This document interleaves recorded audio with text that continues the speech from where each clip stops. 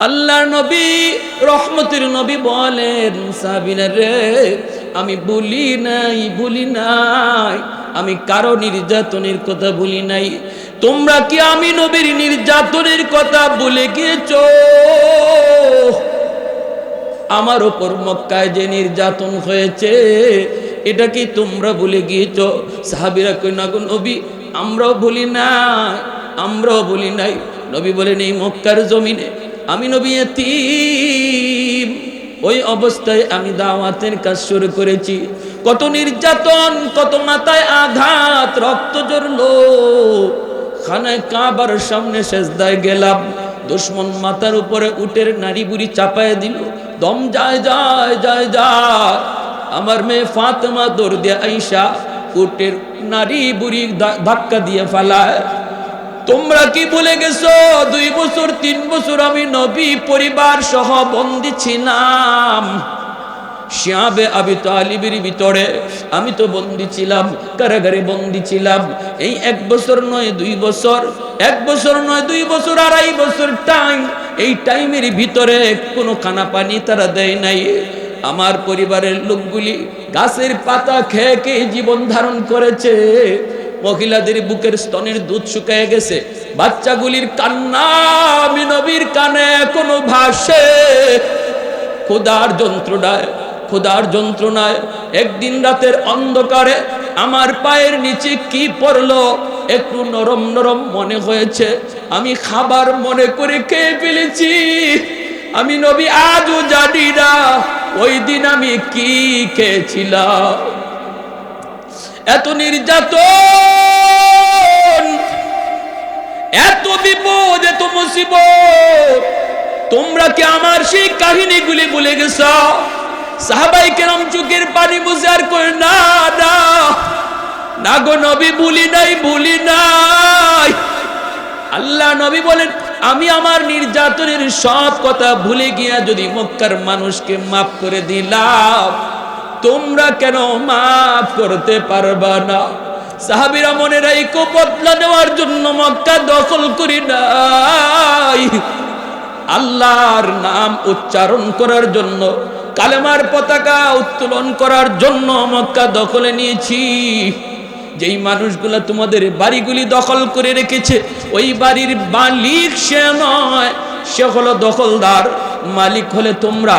আজ সেই বাড়িতে ফিরে যাও, যায়া বাড়ি দখলে নেওয়ার জন্য নয়, যায়া বলবা, ভাইরে তুমি এতদিন পর্যন্ত আমার বাড়ির দখলদার ছিলাম, মালিক ছিলাম না, আমি ছিলাম মদিনায় যাওয়ার কারণে আমার বাড়ি তুমি দখল করে নিয়েছো। আজ আমি তোমাকে মালিকানা সহ বুঝা দিলাম। রুহামাউ বাইনাহুম, আমার নবী রহমতের নবী কি পরিমাণ দরদ! আল্লাহ নবী রহমতের নবী সবাইকে ক্ষমা করে দিলেন।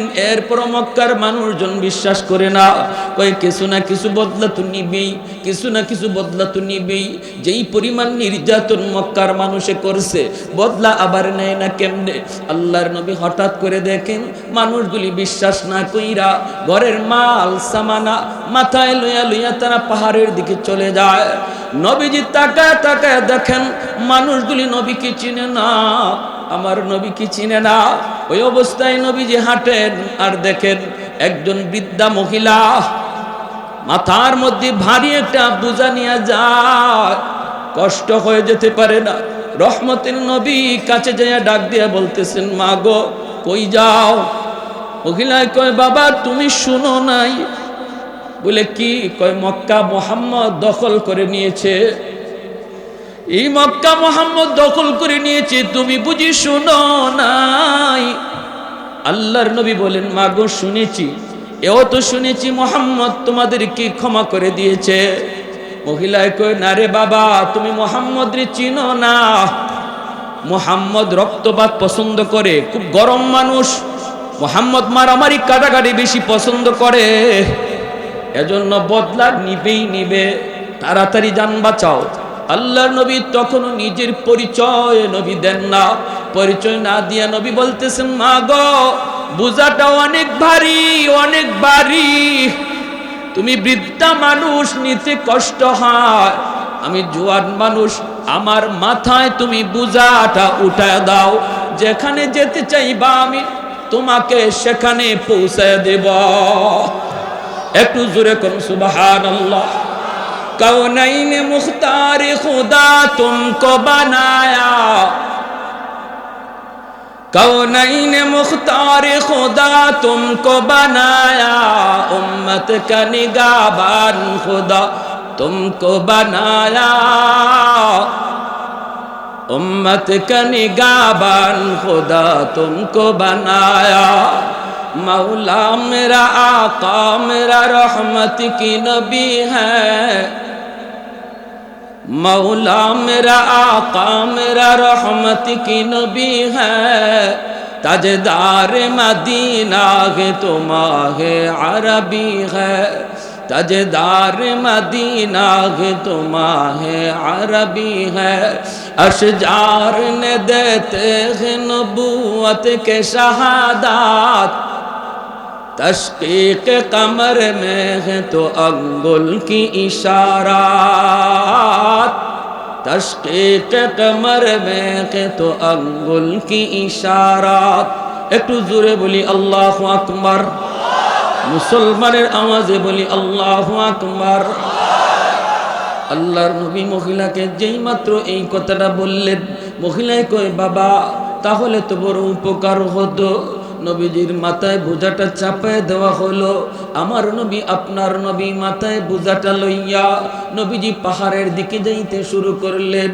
ওই অবস্থায় নবীজির চোখ থেকে দর দর করে পানি পড়ে। নবীজি কান্দেন আর বলেন মালিক আমি তো সবাইকে ক্ষমা করে দিয়েছি গো, কেন তারা কথাটা বিশ্বাস করলো না? ও মালিক তুমি আমাকে এজন্য হাসরের মাঠে কোনো পাকড়াও কইরো না। দেখো না মালিক আমি তো তাদেরকে আরো সহযোগিতা করতেছি। নবীজি যান, আমার নবী চোখ থেকে দর দর করে পানি পড়ে। পাহাড়ের কাছাকাছি যাইতেই মহিলায় কয় বাবা যুবক এই জায়গায় বোঝাটা তুমি নামায়া দাও। আল্লাহর নবী বোঝাটা এখানে নামায়া দিলেন।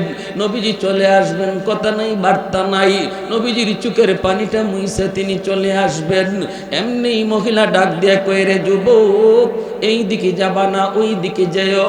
আল্লাহর নবী বলেন মা গো ওই দিকে গেলে পরে কি হবে আর ওদিকে গেলে কি হবে? কয় বাবা ওই দিকে যদি যাও মুহাম্মদের সামনে পড়ার ভয়, মুহাম্মদের সামনে পড়ার ভয় আছে রে বাবা, এই দিকে তুমি যেও না। তোমার মতো যুবক আল্লাহর জমিনে আরেকজন আমার নজরে পড়ে নাই বাবা, তুমি এত ভালো বাবা মুহাম্মদের সামনে পড়তে পারো, ওই দিকে যাও। এইবার নবীজি চোখের পানিটা বইসা কয় মা গো মুহাম্মদ সম্পর্কে তোমার ধারণা কেমন? কয় বাবা ধারণা তো ভালো না, মুহাম্মদ তো অনেক গরম মানুষ, খালি গরম কথা খালি গরম কাজ, নরম বলতে কিছু নাই, শুধু রক্তপাত। নবী তখন বলেন মা গো মুহাম্মদ সম্পর্কে তোমার এমন ধারণা, এটা কি মুহাম্মদকে দেইখা তুমি নিছো নাকি কারো কথা শুই না এমনটা মনে করতেছ? মহিলায় কই বাবা আমি জীবনে মুহাম্মদকে দেখি নাই, আবু জাহেলের কথা শুই না, উতবা সাহেবের কথা শুই না, এমনটা মনে করি। আল্লাহর নবী তখন চোখের পানিটা মুছে আর কই মা গো আর মানুষের কথা শুই না, মুহাম্মদকে চেনা লাগবে না, নিজের চোখে দেখে নাও। যেই যুবক তোমার বোঝা মাথায় নিয়ে এই পর্যন্ত আসলো আমি সেই মুহাম্মদ। মহিলার চোখ থেকে দর দর করে পানি পড়ে, চিৎকার দিয়া কয় মুহাম্মদ তুমি যদি মুহাম্মদ হও তাহলে এতদিন যা শুনেছি ভুল শুনেছি, এতদিন যা শুনেছি সব মিথ্যা শুনেছি। বাবা আবু জাহেল যা বলেছে মিথ্যা বলেছে, লিডারগুলি যা শুনাইছে মিথ্যা শুনাইছে।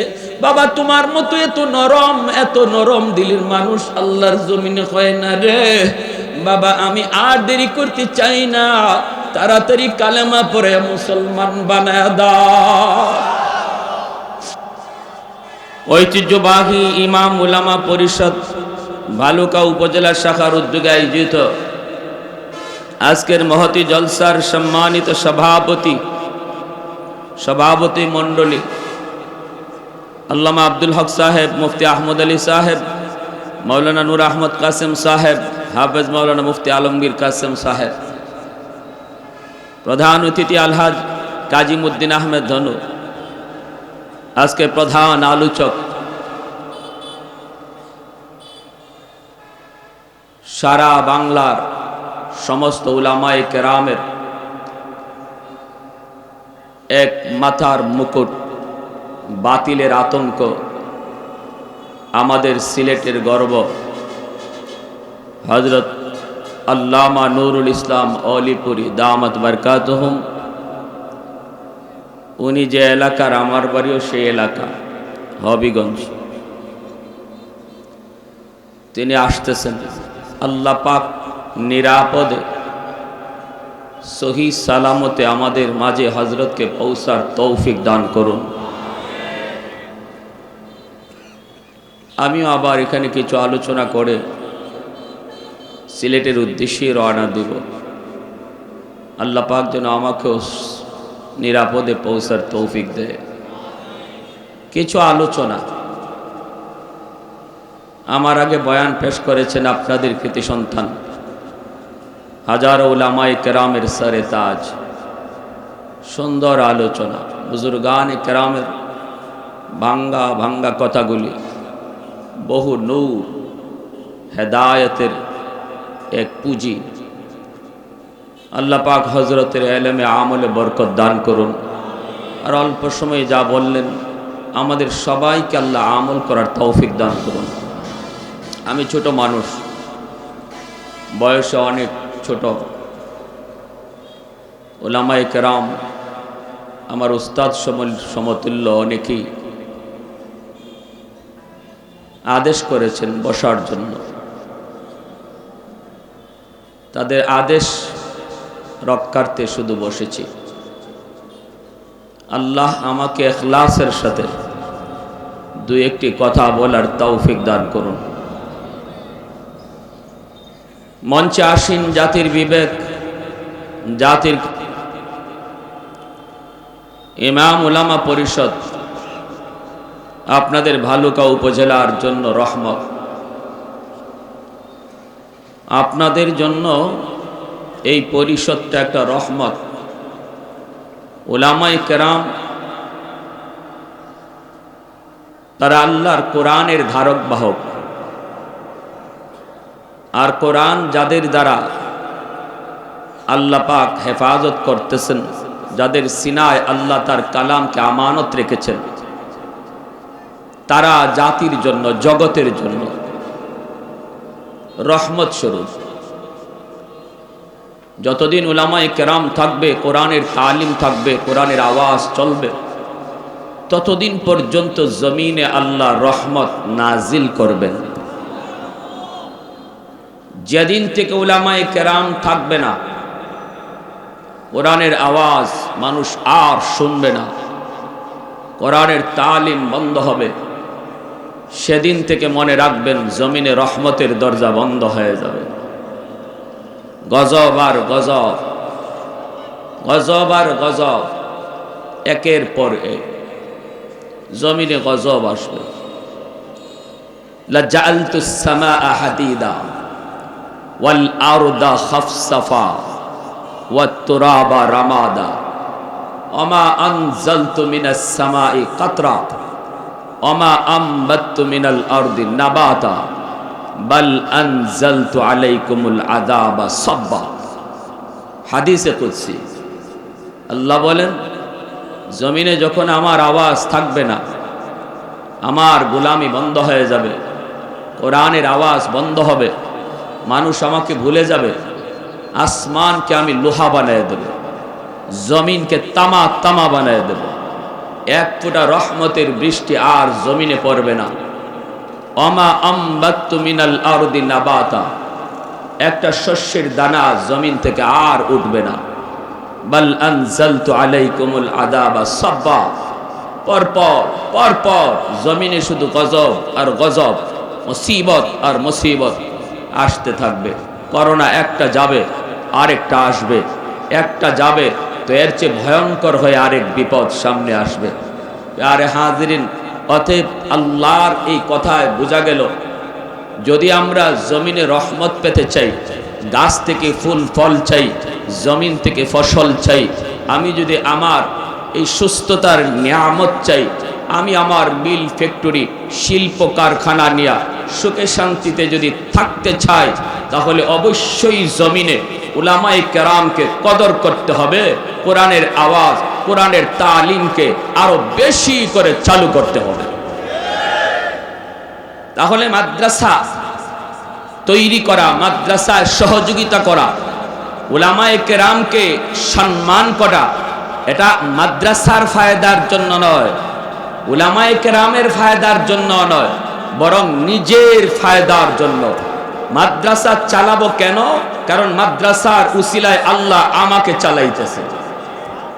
উলামায়ে কেরামকে সম্মান করব কেন? কারণ উলামায়ে কেরামের উসিলায় আল্লাহ আমাকে সম্মানে বানায় রাখছে।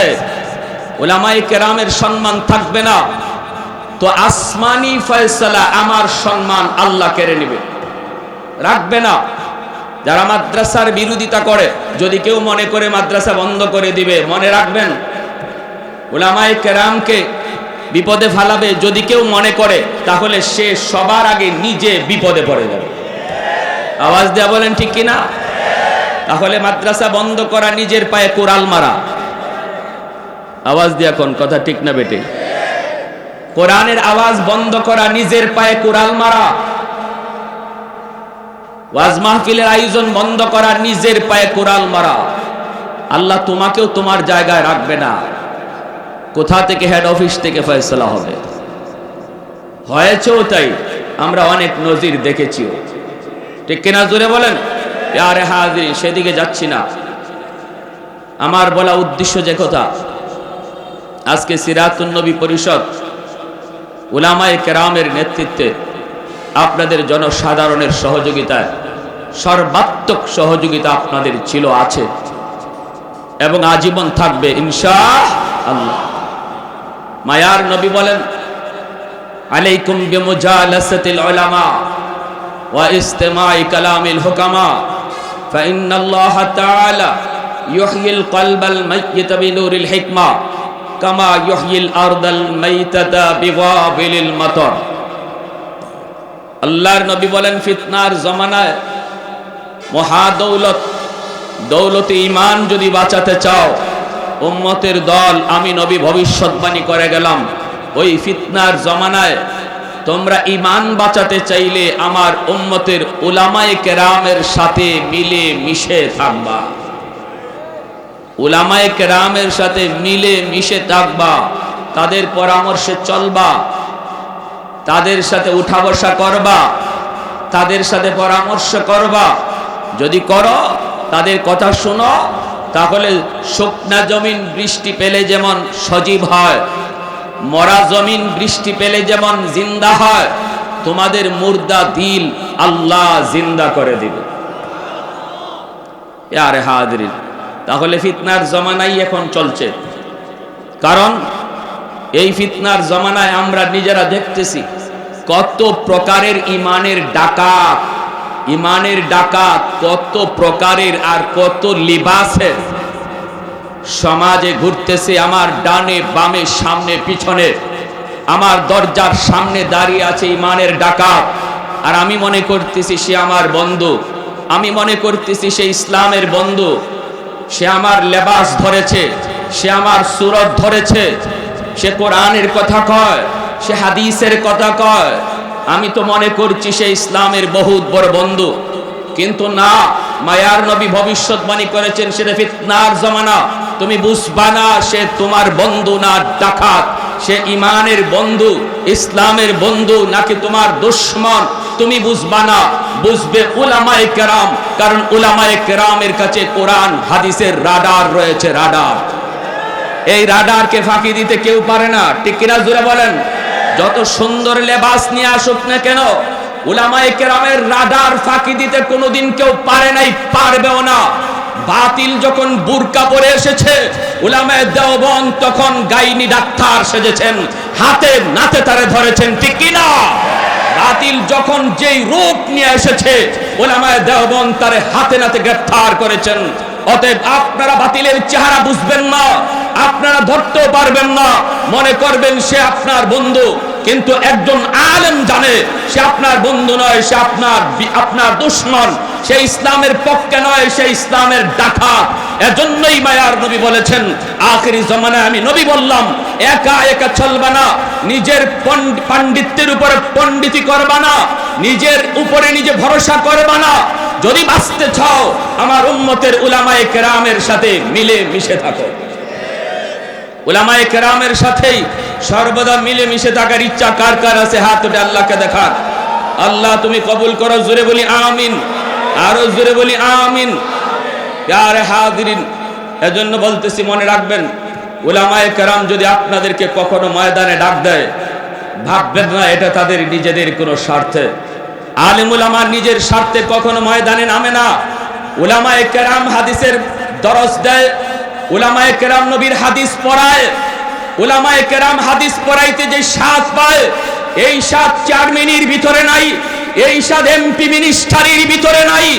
উলামায়ে কেরাম হাদিসের মসনদ রেখে যদি ময়দানে নেমে আসে আর আপনার কানে তার আওয়াজ যায়, মনে রাখবেন সেটা চেয়ারম্যানের জন্য নয়, এমপি মিনিস্টার হওয়ার জন্য নয়, সেই ডাক হবে আপনার ঈমান বাঁচানোর জন্য, মুসলমানি বাঁচানোর জন্য।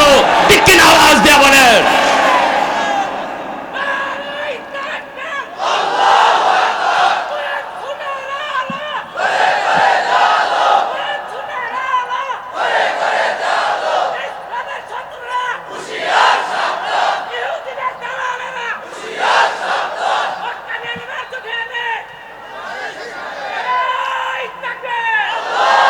প্যারে হাজিরিন, ভালো করে এই জিনিসটা মনে রাখবো, এই জিনিসটা ভালো করে ইয়াদ রাখবো। উলামায়ে কেরাম জনসাধারণকে, মুমিন মুসলমানকে যখন নিজের সাথে ডাকে, সেটা আলেমদের নিজের স্বার্থে নয়, সেটা গোটা মুসলিম উম্মার স্বার্থে। আওয়াজ দিয়া বলেন, গোটা মুসলিম উম্মার স্বার্থে ডাক দেয়। আলহামদুলিল্লাহ, আলহামদুলিল্লাহ, বাংলাদেশের কলেজ ইউনিভার্সিটির ছেলেরাও এই জিনিসটা আলহামদুলিল্লাহ বুঝতে পেরেছে। এজন্যই তো বেশর্মা যখন আমার নবীকে নিয়ে ব্যঙ্গ করেছিল, উলামায়ে কেরাম ডাক দিয়েছে, কলেজ, ভার্সিটি, স্কুল, কলেজ থেকে সমস্ত ছেলেরা প্রতিবাদে রাস্তায় নেমেছে। আলেমদের থেকে যতই দূরে রাখার চেষ্টা করবে অপরাধীরা, জনসাধারণ আরো তত বেশি ঝুঁকবে, ঠিক না? মায়ার নবী থেকেও আবু জাহেলের দল মানুষকে দূরে রাখতে চেষ্টা করেছিল, পারে নাই। যত বিরোধিতা করেছে, মানুষকে যতই নবীর বিরুদ্ধে বলেছে, মানুষ তত বেশি আল্লাহর নবীর কাছেই ভিড়েছে, ঠিক কিনা? এদিকে যেও না, এই কথা বলার দ্বারা যাওয়ার আগ্রহ কমে না, বাড়ে। হ্যাঁ, এটা মানুষের অভ্যাস। আল ইনসান হারিসুন ফি মা মুনিয়া, বাধা যেখানে দেওয়া হয় সেখানে যাওয়ার আগ্রহ আরো বাড়ে। মৌলবীদের কাছে যেও না, মৌলবীদের কাছে যেও না, যাওয়ার প্রয়োজন নাই। মৌলবী এই, মৌলবী সেই, তোমরা যত বলবা, যত আওয়াজ করবা, যত জুলুম, যত নির্যাতন হবে, সাধারণ মানুষ উলামায়ে কেরামের সাথে আরো বেশি ঝুঁকবে, ঠিক কিনা? আওয়াজ দিয়ে বলেন।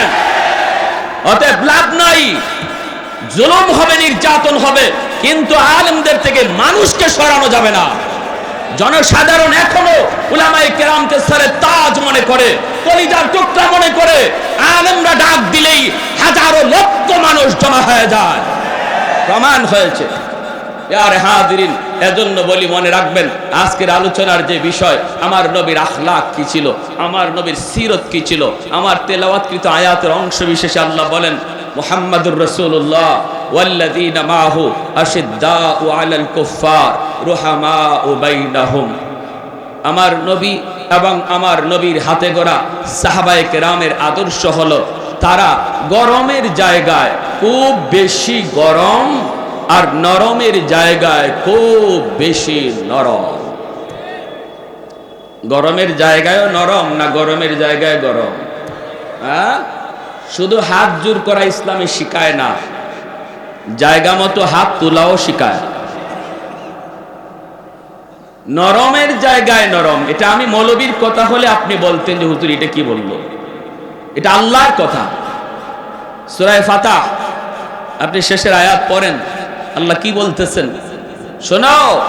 তাম পৃথিবী জুড়ে ইসলামের বিজয় গান কিভাবে উচ্চারিত হয়েছে, ইসলামের পতাকা, ইসলামের সম্মান কিভাবে উঁচু হয়েছে, এর একটা নিদর্শন আল্লাহ বলতেছেন। আমার নবী আর নবীর সাহাবায়ে কেরামের এই আয়াতে 4টা আখলাকের কথা বলেছেন, 4টা সিফাতের কথা বলেছেন। আমি শুধুমাত্র 2টা নিয়ে আলোচনা করব, এতেই সময় কভার হয়ে যাবে। প্রথম 2টার কথা আল্লাহ বলেন, যেই গুণের কারণে, যেই আখলাকের কারণে, যেই সিরতের কারণে পৃথিবী জুড়ে মুসলমান শাসন করেছে, মুসলমান তাদের ইজ্জতের গান গেয়েছে, সম্মানের ইতিহাস রচনা করেছে। সেই গুণ 2টার একটা হলো আশিদ্দাউ আলাল কুফার, দ্বিতীয় হলো রুহামাউ বাইনাহুম, তারা নিজেদের ভিতরে অতি নরম। মুসলমানে তারা অতি নরম, এখানে তারা গরম হয় না। যখনই দেখে আমার মুসলিম ভাই, যখনই দেখে আমার ইমানদার ভাই, সম্পর্ক তার সাথে ইমানের, সম্পর্ক তার সাথে ইসলামের, সেখানে তারা অতি নরম হয়ে যায়। এখানে নিজের স্বার্থ কোরবানি দেয়, মুসলমান ভাইয়ের স্বার্থকে প্রাধান্য দেয়। এখানে তারা নিজের স্বার্থকে বড় করে না, মুসলমান ভাইয়ের স্বার্থটাকে প্রাধান্য দেয়। আল্লাহ বলতেছেন, যখনই পরিচয় পায় যে আমার সাথে তার ইমানের সম্পর্ক রয়েছে, কারণ ইসলামে রক্তের সম্পর্কের চেয়েও ইমানের সম্পর্ক অনেক বেশি গভীর, অনেক বেশি জোরালো। ইতিহাস সাক্ষী, বদরের যুদ্ধে হযরত আবু বকর সিদ্দিক রাদিয়াল্লাহু তাআলা আনহু আল্লাহর নবীর পক্ষে, সিদ্দিক আকবরের সন্তান আবু জাহেলের পক্ষে, আবু বকর সিদ্দিক নবীর পক্ষে, সন্তান আবু জাহেলের পক্ষে। বাপ বেটার যুদ্ধ, বদরের যুদ্ধ, ভাই ভাইয়ে যুদ্ধ। ইসলামের পতাকা এক ভাইয়ের হাতে, কাফেরদের পতাকা আরেক ভাইয়ের হাতে। আপন 2 ভাই 2 দিকে 2 পতাকা ধরে রেখেছে। একজন আবু জাহেলের নেতৃত্বের পতাকা, আরেকজন মুহাম্মদুর রাসূলুল্লাহর নেতৃত্বে ইসলামের পতাকা। বদরের যুদ্ধ, চাচা ভাতিজার যুদ্ধ। মুহাম্মদুর রাসূলুল্লাহ সাল্লাল্লাহু আলাইহি ওয়াসাল্লাম একদিকে, আপন চাচা হযরত আব্বাস রাদিয়াল্লাহু তাআলা আনহু আবু জাহেলের পক্ষে। এত বড় এক যুদ্ধ ছিল। ইতিহাস এমন এক যুদ্ধ, যে যুদ্ধে শুধুমাত্র রক্তের মানুষের মধ্যেই যুদ্ধ হয়েছিল। সেই যুদ্ধে আবু বকর সিদ্দিক রাদিয়াল্লাহু তাআলা আনহুর সন্তান, তিনি তো আবু জাহেলের পক্ষে ছিলেন। পরে তিনি কালেমা পড়ে মুসলমান হয়েছেন। বদরে যত জনই বন্দী হয়েছিলেন 70 জনের মতো, অধিকাংশই কালেমা পড়ে মুসলমান হয়েছেন। নবীর চাচা হযরত আব্বাস রাদিয়াল্লাহু তাআলা আনহু, ইনিও পরে কালেমা পড়ে মুসলমান হয়েছেন। আবু বকর সিদ্দিক রাদিয়াল্লাহু তাআলা আনহুর সন্তান মুসলমান হওয়ার পরে বলতেছে, আব্বা এখনো মনে পড়ে আমার বদরের কথা। আব্বা, বদরে আমি তো ছিলাম আপনার বিপক্ষে, আপনি ছিলেন নবীজির পক্ষে। আব্বা, আমার এখনো ইয়াদ হয়, এখনো মনে হলে আমার কলিজা কেঁপে উঠে, এখনো আমার আত্মা কেঁপে উঠে। হায়, যদি আমি ওদিন কোনো ভুল করে ফেলতাম। বাবা, আপনি আমার সামনে 3 বার পড়ছেন, আপনি আমার সামনে 3 বার বদরে পড়ছেন। আমি আপনার গায়ে তলোয়ার চালাই নাই, সুযোগ ছিল তলোয়ার চালানো, চালাইলেই আপনার কল্লা আলাদা হয়ে যেত। 1 বার না বাবা, 3 বার পড়ছেন, কিন্তু আমি তখন তলোয়ারটা চালাই নাই, কারণ আপনি আমার বাবা। আবু বকর সিদ্দিক বলেন, কেন চালাও নাই? বলে, আপনি আমার বাবা। সিদ্দিক আকবর তখন বলতেছেন, বাবা শোন, বাবা এবার শোন, তুই আমার কথা শোন। তোমরা তো যুদ্ধ করো দুনিয়ার জন্য, আর ইমানদার মুমিন যুদ্ধ করে আল্লাহর জন্য। আমার কথা শুন বাবা, আমি আবু বকর বলতেছি, খোদার কসম 1 বার, খোদার কসম 2 বার, খোদার কসম 3 বার, যদি তুই 3 বার না, বদরে শুধু 1 বার আমার সামনে পড়তি, 1 বার যদি খালি আমার সামনে পড়তি, আমি সাথে সাথে কল্লা আলাদা করে মালিককে প্রমাণ দিতাম, আল্লাহ আমার রক্তের সম্পর্কের সন্তান আমার কাছে প্রিয় নয়, আল্লাহ তুমি আল্লাহ আমার কাছে প্রিয়, আল্লাহ জমিনের কোনো কিছু আমার কাছে প্রিয় নয়, তুমি হলে আমার কাছে সবচেয়ে প্রিয়। এই প্রমাণ পেশ করতে যায় 1 বার যদি আমার সামনে পড়তা, কল্লা আলাদা করে দিতাম। সুবহানাল্লাহ। তাহলে ইসলাম শিখায় রক্তের সম্পর্ক বড় নয়, ইমানের সম্পর্ক বড়। আওয়াজ দিয়া বলেন ঠিক কিনা? এজন্য ইসলামের বিরুদ্ধে যেই বলবে সে যদি আমার রক্তের ভাইও হয় সে আমার আপন নয়। আওয়াজ আসতে কেন, জোরে বলেন। আমি উসুল বললাম যে ইমানের সম্পর্ক রক্তের সম্পর্কের চেয়ে বেশি গভীর, বেশি জোরালো। এজন্য রক্তের সম্পর্কের ভাই যদি ইসলামের বিরুদ্ধে বলে সে আমার আপন নয়, ইসলাম বলে এই কথা। রক্তের সম্পর্কের বাপ যদি ইসলামের বিরুদ্ধে কথা বলে সে আমার আপন নয়। সেখানে নেতা তো বহু দূরে। নেতা যদি ইসলামের বিরুদ্ধে কথা বলে, নেত্রী যদি ইসলামের বিরুদ্ধে কথা বলে, নেত্রী আমার আপন নয়, নেতা আমার আপন নয়। দল যদি ইসলামের বিরুদ্ধে কথা বলে, দল আমার কাছে আপন নয়, ইসলাম আমার কাছে আপন, আল্লাহ রসুল আমার কাছে আপন। এজন্যই মুনাজাতে এই দোয়াই করি, আল্লাহ এই মরণ যেন আমার ইমানের হালে হয়। যে যে দলই করে, কেউ এমন দোয়া করে না আল্লাহ যে দল করি এই দলের উপরে যেন মরণ হয়। সবাই এই দোয়া করি, আল্লাহ মরণ যেন ইমানের হালে হয়। এর দ্বারাই আমি প্রমাণ দিলাম আমার দল বড় নয়, নেতা বড় নয়, নেত্রী বড় নয়, আমার কাছে আমার ইমান বড়। বুঝে আসছে? প্যারে হাজিরিন, বন্ধু মানব ততক্ষণ যতক্ষণ বন্ধু ইসলাম মানে, নেতা মানব ততক্ষণ যতক্ষণ নেতা ইসলাম মানে, বাপ মানব ততক্ষণ যতদিন বাবা ইসলামের পক্ষে কথা বলে। মুহাম্মাদুর রাসূলুল্লাহ ওয়াল্লাযীনা মাআহু আশিদ্দাউ আলাল কুফফার রুহামাউ বাইনাহুম। আল্লাহ পাক রব্বুল আলামিন বলেন, ভালো করে শুনে নাও আমার বন্ধু এবং বন্ধুর সাহাবায়ে কেরামের আদর্শ কি ছিল।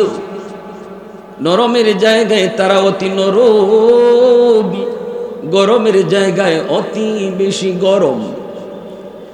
নিজেদের ভিতরে কোনো দ্বন্দ্ব নাই, নিজেদের ভিতরে কোনো মারামারি নাই, নিজেদের ভিতরে কোনো কাটাকাটি নাই। আমি এক দল করি, তুমি অন্য দল করো, কিন্তু আমাদের পরিচয় শুধু একটাই, আমরা এক আল্লাহর গোলাম, এক নবীর উম্মত। আওয়াজ দিয়া বলেন ঠিক কিনা? আরে যুবক, এক দল করো, তুমি তোমার বন্ধু করে আরেক দল রে।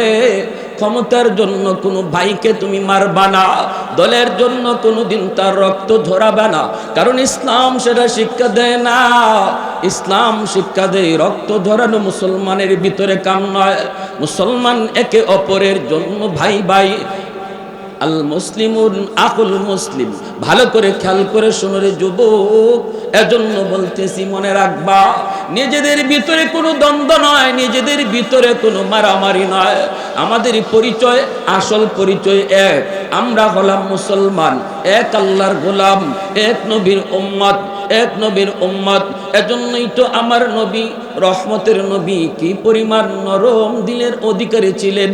নরম দিলের নবী, তিনিও আবার জায়গা মতো অতি গরম হয়েছেন। ইসলাম ধর্মের শিক্ষাই হলো তুমি জায়গা মতো নরম, জায়গা মতো তুমি অতি গরম, অতি গরম। বাইরে নরমের ইতিহাসটা একটু শুনি, নরমের কথাগুলি একটু মনোযোগ দিয়ে শুনি, এরপরে আমার নবীর গরমের ইতিহাসটাও শুনবো, গরমের ঘটনাটাও শুনবো।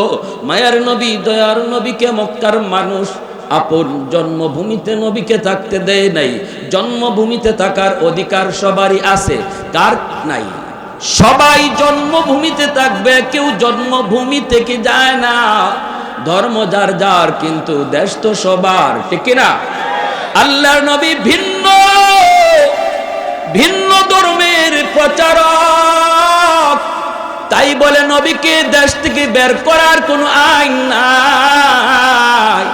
বাংলার জমিনে যেমন মুসলমান আছে, ইহুদিও আছে, মুসলমান আছে, বৌদ্ধ আছে, মুসলমান আছে, হিন্দু আছে।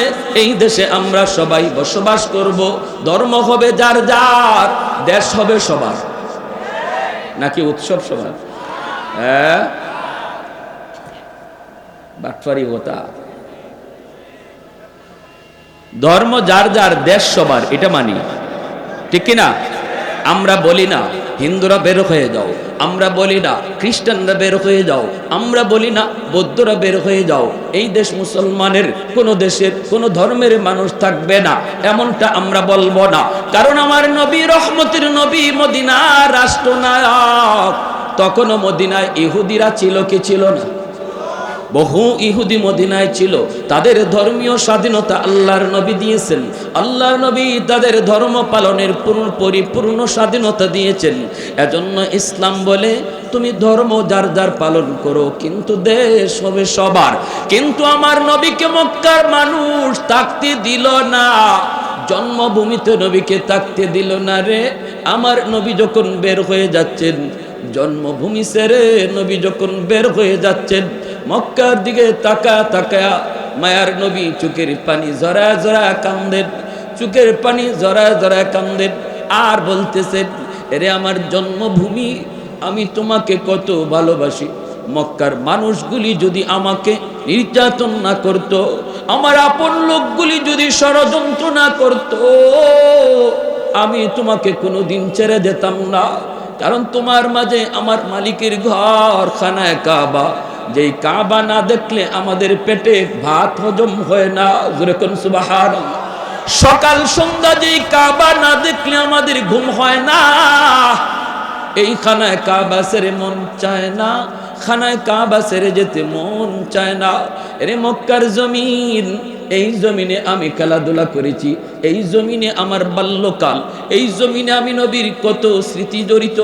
এই মক্কা ছেড়ে যেতে মন চায় না, মন চায় না। কিন্তু আমার আপন লোকগুলি যদি ষড়যন্ত্র না করতো, আমি তোমাকে ছেড়ে যেতাম না। মক্কার জমিন, মক্কার দিকে তাকাইয়া মায়ার নবী যখন চোখের পানি জরা জরা নবী কান্দেন, আল্লাহ পাক জিব্রাইল আমিনকে পাঠায়া বলতেছেন, বন্ধুকে জানায় দাও, জানায় দাও, আমি আল্লাহ কসম করে বলতেছি, বন্ধু যাও যাও, আর চোখের পানি ঝরায় না, আর চোখের পানি ঝরায় না, ঝরায় না। আমি ওই কোরআনের কসম খায়া বলতেছি, যে কোরআন তোমার উপর নাজিল করেছি, অল্প দিনের ভিতরেই আবার তোমার জন্মভূমিতে আমি আল্লাহ সসম্মানে ফিরায় দিব। মায়ার নবী, দয়ার নবী মদিনা শরীফে মায়ার নবী হিজরত করে চলে গেলেন। দিন যায় রাত যায়, সাহাবায়ে কেরামের ভিতরে মদিনা মক্কায় আসার জন্য তারা পাগল পারা। জন্মভূমির কথা কার না ইয়াদ হয়? যারা সৌদি থাকে, আমেরিকা থাকে, লন্ডন থাকে, তারাও জিজ্ঞেস করবেন দেশে যেতে মন চায় কি না। পাগল পাগল। দেশ থেকে একজন মানুষ গেলে 1000 মাইল পাড়ি দিয়া তার সাথে দেখা করতে আসে। আমি বলছিলাম, চাচা এত লম্বা সফর করে কেন আসলেন? চাচা বলতেছে, রে ভাতিজা, যখনই শুনছি তুমি জেদ্দা আসছো, দেখার জন্য পাগল হয়ে গেছি। কারণ দেশের মানুষের কাছে বসলে পরে দেশের গ্রাণ পাওয়া যায়, তার কাপড়ের মধ্যে দেশের গ্রাণ পাওয়া যায়, তার শরীরের ভিতরে দেশের গ্রাণ পাওয়া যায়। প্রবাসে যারা আছে তারা জানে দেশের মায়া, প্রবাসে যারা আছে তারা জানে দেশের কদর। এজন্যই সাহাবায়ে কেরাম একদম মন উতলা হয়ে গেল। সাহাবায়ে কেরাম রাদিয়াল্লাহু তাআলা আনহুম বলেন, নবী গো, ও গো আল্লাহর নবী, আর পারি না গো নবী, ও গো নবী, আর পারি না। আমরা কি আর কোনোদিন মক্কায় যাব না? আমরা কি আর কোনোদিন মক্কায় যাব না? 5টা বছর 6টা বছর চলে গেল। মায়ার নবী বলতেছেন, সাহাবীরা অল্প সময় ধৈর্য ধরো, আল্লাহর পাক পক্ষ থেকে অনুমতি আসবে, অনুমতি আসবে। অনুমতি ছাড়া আমি নবী কিছু বলতে পারি না, অনুমতি দিতেও পারি না। একদিন মায়ের নবী স্বপ্নের কথা শোনায় দিলেন, আল্লাহর নবী স্বপ্নের কথা শোনায় দিলেন। স্বপ্নে দেখেছি আমি ওমরা করতেছি, স্বপ্নে দেখেছি আমি খানায় কাবা তওয়াফ করতেছি। সাহাবায়ে কেরামের ভিতরে আনন্দ, সাহাবায়ে কেরামের ভিতরে অনেক আনন্দ। কারণ তারা ভালো করে বুঝতে পারলেন মায়ার নবীর স্বপ্ন এটাও বাস্তব, নবীদের স্বপ্ন এটাও ওহী। মনের ভিতরে আনন্দ, কোন দিন কখন নবী তা বলেন না। এরপরে নবী একদিন ঘোষণা দিয়ে দিলেন, চলো উমরায় যাব। সংক্ষেপে বলতেছি, লম্বা কথা, এজন্য বিস্তারিত বলার সুযোগ নাই। আল্লাহ নবী 1400 সাহাবায়ে কেরাম লইয়া মায়ার নবী উমরা করার জন্য রওনা দিলেন। মক্কার মানুষগুলি নবীকে উমরা করতে দিল না। হুদাইবিয়া নামক জায়গা থেকে মায়ার নবীকে ফিরাইয়া দিল। ওখানেই নবী সন্ধি করলেন। এই সন্ধিটা বাহ্যিকভাবে ছিল মুসলমানের বিপক্ষে, কিন্তু আল্লাহ জানেন এই সন্ধি ছিল মুসলমানের পক্ষে। জোরে কোন সুবহানাল্লাহ। 2 বছর পার হয় নাই রে যুবক, সন্ধির মেয়াদ ছিল 2 বছর। এর ভিতরেই তারা সন্ধি ভাঙতে বাধ্য হয়েছে মক্কার কাফিররা। আল্লাহর নবী 10,000 সাহাবায়ে কেরাম লইয়া মায়ার নবী মক্কা জয় করার জন্য, মক্কায় অভিযান করার জন্য আল্লাহর নবী রওনা দিয়ে দিলেন। মক্কার কাছাকাছি এসেই নবী অবস্থান করলেন। নবী বলতেছেন, সাহাবীরা রে, রাত হয়ে গেছে, সন্ধ্যা হয়ে গেছে, এখন যদি মক্কায় ঢুকি অন্ধকারে মারামারি হবে, কে কাকে মারবে কোনো খেয়াল থাকবে না। নারীর গায়ে হাত উঠে যেতে পারে, শিশুর উপরে তলোয়ার চলতে পারে, নিরপরাধ নিরস্ত্র মানুষের গায়ে তলোয়ার চলতে পারে রে। না না, রাতের বেলা আমি নবী ঢুকতে পছন্দ করি না। আমরা রাত অবস্থান করব এই সমতল জায়গায়, সকালবেলা আমরা মক্কায় ঢুকব, সকালবেলা মক্কায় ঢুকব। এই হলো মানবতার নবী, এই হলো রহমতের নবী। সাহাবায়ে কেরামের যে স্পিরিট ছিল, এই স্পিরিটটা ছিল এখনই মক্কায় ঢোকার। কিন্তু মায়ের নবী, তিনি তো মানবতার নবী, তিনি চিন্তা করেছেন অন্ধকারে মারামারি ঠিক নয়, অন্ধকারে মারামারি ঠিক নয়। কে কারে মারবে, শিশু হত্যা হয়ে যেতে পারে, নারীর উপর হামলা হতে পারে। এজন্য মানবতা ইহুদিরা শিখায় না, মানবতা বেঈমান শিখায় না। মানবতার মূর্ত প্রতীক হলেন আমার আপনার নবী, রহমতের নবী, নবী মুহাম্মাদুর রাসূলুল্লাহ। জোরে বলি সাল্লাল্লাহু আলাইহি ওয়াসাল্লাম। আজকে মানবতার দুহাই দেয় বেঈমানের দল। মায়ার নবী শিশু হত্যা করাকে অপরাধ বলেছেন, অপরাধ, মানবতা বিরোধী কাজ নবী বলেছেন। কিন্তু আজকে ফিলিস্তিনের জমিনে মুসলমানের শিশু রক্ত ঝরছে, আরাকানের জমিনে মুসলমানের শিশু রক্ত ঝরছে। নাফ নদীর পানি আজও সাক্ষী হয়ে আছে।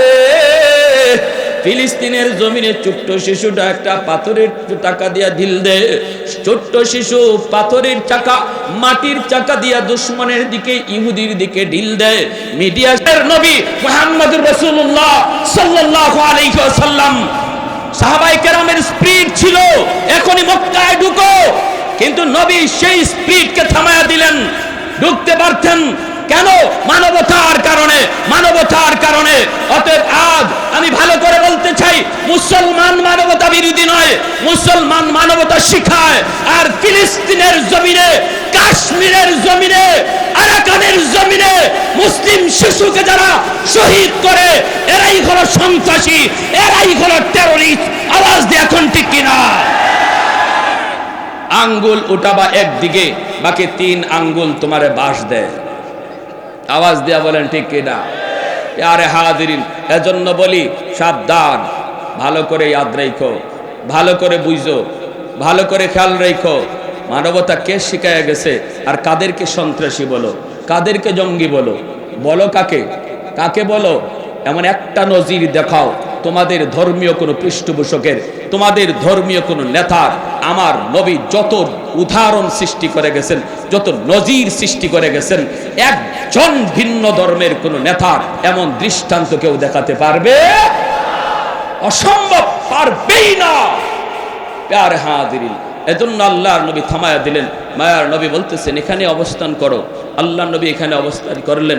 সাহাবায়ে কেরামকে নবী বলতেছেন রাত কাটানোর জন্য আমাদের তাবু প্রয়োজন, তাবু বানাও। আবার খাওয়া দাওয়ার জন্য চুলা বানানো লাগবে, হাজত সারার জন্য বাথরুম বানানো লাগবে। চুলা বানাবা, 10,000 মানুষের জন্য যে কটা চুলা প্রয়োজন, এর চেয়ে ডাবল চুলা বানাও। আর 10,000 মানুষের জন্য যে কটা বাথরুমের প্রয়োজন এর চেয়ে বাথরুম অর্ধেক কম বানাও। সাহাবায়ে কেরাম এই হিকমতটা তখন বুঝেন নাই যে আল্লাহ নবী চুলা বানাইতে বললেন ডাবল আর বাথরুম বানাইতে বললেন অর্ধেক কম। কি ছিল হিকমত? সাহাবায়ে কেরামের একটাই শুধু আমল ছিল, আল্লাহ নবীর কথা শুনছেন, আদেশ শুনছেন, সাথে সাথে মানছেন, যুক্তি খাটান নাই। সাহাবায়ে কেরাম কোনো চিন্তা করেন নাই কেন এটা করব, নবী কেন বললেন। এর নাম হলো ইতাআত। জোরে বলেন, এর নাম কি? ইতাআত। এর নাম হলো অনুসরণ, এর নাম হলো অনুসরণ। যেখানেই শুনবো আমার নবীর কথা সেখানেই বুঝতে হবে আমার কথা বাদ, যেখানেই শুনবো আমার নবীর মত সেখানেই আমার মত বাদ, যেখানেই শুনবো আমার নবীর কথা, আমার নবীর সিদ্ধান্ত সেখানেই আমার যুক্তি বাতিল। এর নাম হলো উম্মত। আমার মতে মত নয়, নবীর মতে মত। এর নাম, আওয়াজ দিয়া বলেন, আমার মত মত নয়, নবীর মতে মত। এর মত, এর নাম উম্মত। সাহাবায়ে কেরামের ছিল এই নজির। দিন বুঝতেন না, রাত বুঝতেন না, দাঁড়ানো বুঝতেন না, বসা বুঝতেন না। আমরা তো দাঁড়ানো লইয়া আর বসা লইয়া মারামারি করে রক্ত ঝরে। সাহাবায়ে কেরাম দাঁড়ানো বসানো বুঝতেন না, একটাই শুধু বুঝতেন, আমার গোটা জিন্দেগিটা কিভাবে নবীর নমুনা হয়ে যায়। আমার নামাজের কিবলা হবে খানায় কাবা, জীবনের কিবলা কিভাবে হয় মুহাম্মদুর রাসূলুল্লাহ। এই ছিল সাহাবায়ে কেরামের টার্গেট, আর তারা তাই করেছেন। নামাজের কিবলা বানাইছেন খানায় কাবা, গোটা জীবনের কিবলা বানাইছেন মুহাম্মদুর রাসূলুল্লাহ সাল্লাল্লাহু আলাইহি ওয়াসাল্লাম। হাঁটা আমার নবীর মতো, বসা আমার নবীর মতো, হাসি আমার নবীর মতো, ঘুম আমার নবীর মতো, প্রতিটা কাজ নবীর মতো। এজন্যই নবী বলেছেন, আসহাবিকান নুজুম বিআইয়িহিম ইকতাদাইতুম ইহতাদাইতুম। আমার একজন সাহাবীর অনুসরণ করো, হেদায়েত পেয়ে যাবা। জোরে কর সুবহানাল্লাহ। কোন আওয়াজ নাই। বাথরুম বানাইলেন প্রয়োজনের তুলনায় কম, আর চুলা বানাইলেন প্রয়োজনের তুলনায় ডাবল বেশি। আবু সুফিয়ান মক্কার লিডার, খবর পেয়ে গেছে তারা মুহাম্মদুর রাসূলুল্লাহ বেশ সাহাবী লইয়া আসতেন মক্কা দখল করার জন্য, কিন্তু রাত অবস্থান করতেছেন তারা মক্কার পাশেই পাহাড়ের সমতল জায়গায়। সকালে আক্রমণ হবে মক্কা। আবু সুফিয়ান লিডার পাঠাইছে একজন গুপ্তচর, সিআইডি পাঠাইছে, যা যে দেখা মুহাম্মদের সাথে কি পরিমাণ লোক আসছে, কি পরিমাণ লোক আসছে। এ আসছে, আয়েশা পাহাড়ের উপর থেকে তাকাইছে। যে টাইমে সে আসছে এই টাইমটাতে সাহাবায়ে কেরাম নিজেদের খানা পাকানোর জন্য চুলায় আগুন জ্বালাইছে। এ পাহাড়ের উপর থেকে ময়দানে তাকায় দেখে কের মানুষ গণব, পুরা ময়দান খালি চুলা আর চুলা। কয় আমারে পাঠাইলো মানুষ গণতে, আমি দি চুলা গই নাই কলকপুর পাই না। মানুষ গণব কখন? কারণ চুলা প্রয়োজনের তুলনায় কম না ডাবল বেশি? গোটা ময়দান জুড়ে যদি চুলা আর চুলা হয়, এক একজনের জন্য এক চুলা কেউ বানায় না, 5 জন 10 জনের খানা এক পাকানোর জন্য একটা চুলা বানায়। সে বলতেছে, রাম রাম রাম রাম, ই কোন কাম? মানুষ গণব কখন? পিছনে বেগ গিয়ার। আবু সুফিয়ান রেখা লিডার, খবর বড় জটিল, খারাপ। কই কি খারাপ? কই মুহাম্মদ যে কি পরিমাণ লোক লই আইছে এর হিসাব নাই। কই মানে তুই গণলি না? কারে রাখো, মানুষ গণব। আমি তো চুলাই গই না, কুল পাই নাই। যে পরিমাণ চুলা দেখছি ময়দানে, মানুষ গণব কখন? কেউ চুলা গইনা শেষ করতে পারবে না। কত তোর আন্দাজ কেমন? একটু ধারণা দে না আমারে। আরে মারামারি করবো তো পরে, আগে তো ধারণা নিতে হবে। হ্যাঁ কয় নিশো 70,000 হবে, অথচ নবীর সাথে আসছে মাত্র 10,000। নবীজির সাথে সাহাবী কয় হাজার? না হইলো 60-70,000 হবে। আবু সুফিয়ান কয় রাম রাম রাম রাম, এই এত লোকের সাথে কিভাবে যুদ্ধ করব? কত ঠিক আছে, বোঝা পরামর্শ করা দরকার। শেষ সাথে পাঠাইছে আরেকটারে, কয় আগ্রাতের সিআইডির খবর সত্য না মিথ্যা তুই একটু যাচাই করে আয়। এ যে টাইমে আসছে এই টাইমে মুজাহিদরা ঘুম থেকে উঠে বাথরুমের সামনে লাইন ধরছে। বাথরুম প্রয়োজনের তুলনায় বেশি না কম? তাহলে লাইন শুট হইব না বড় হইব? বুঝছেন অবস্থাটা? এ পাহাড়ের উপর থেকে তাকাইছে মানুষগণ, তো মানুষ গণব কি? বাথরুমের সামনে যা দাঁড়ায় আছে এই লাইনই গইনা কুল পায় না। এখন কয় কয় হাই হাই হাই হাই, সব তো আর বাথরুমে আসে নাই, কিছু মানুষের বাথরুম ধরছে, বাকিরা তো তাবুতে। যে পরিমাণ লাইনে দাঁড়াইছে, এটা গণমু কখন আর হিসাব লইমু কখন? হেওয়া পিছনে ব্যাগ গিয়া কো উস্তাদ মারামারি করলে আপনি করেন, আমি গেলাম, আমি নাই। বলে কেন, কি হয়েছে? আরে মানুষ যে কি পরিমাণ লই আইছে মোহাম্মদ আমার হিসাবে ধরে না, এটা গণনা করে শেষ করা যাবে না। কয় কেন, বল না কি হয়েছে কনা। কয় আমি বল মনে পড়ে, ও কত কইছিল, আগ্রাইতে যে গেছে কয় 60-70 হাজার। আরে রাখেন 60-70 হাজার, বাথরুমের সামনে যা দাঁড়ায় আছে ইটাই তো 60-70 হাজার।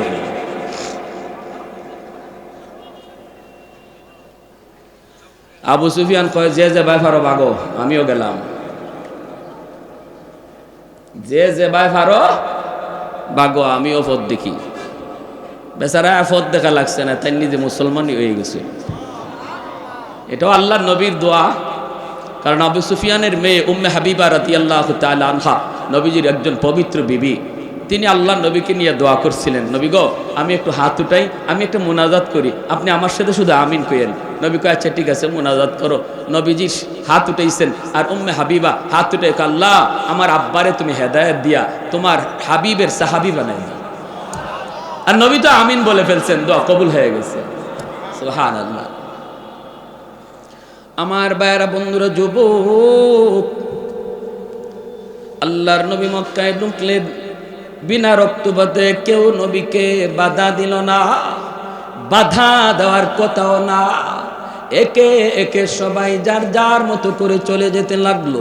আল্লাহর নবী যখন মক্কায় ঢুকবেন, ওই অবস্থায় মক্কার মানুষগুলি তারা এরপরও বিশ্বাস করে না, কিছু না কিছু নবী তো বদলা নিবেনি।